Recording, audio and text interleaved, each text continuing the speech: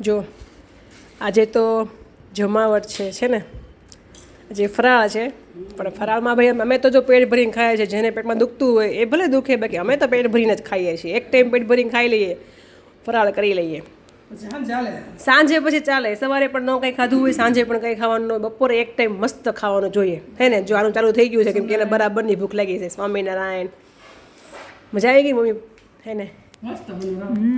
આજે જમવામાં છે બટાકાની સૂકી ભાજી, મરીવાળી છે, અને દૂધીનો હલવો છે, બટાકાની વેફર્સ છે, પછી આ મોરૈયાની પૂરી છે, અને ઠંડી ઠંડી છાશ.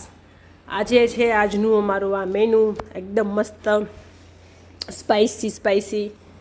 તો ચાલો હું પણ હવે જમી લઉં. તમે સાસુ જમવા બેસી ગયા છો. અમારું કુરકુરિયું આજે સૂઈ ગયું છે, તો હવે હું ખાવા બેસી જાઉં. મને પણ બહુ ભૂખ લાગી છે, સવારનું કંઈ ખાધું નહોતું, અને સાંજે પણ જે કંઈ ખાવાનું નથી. ચલો બાય. 11 જય સ્વામિનારાયણ.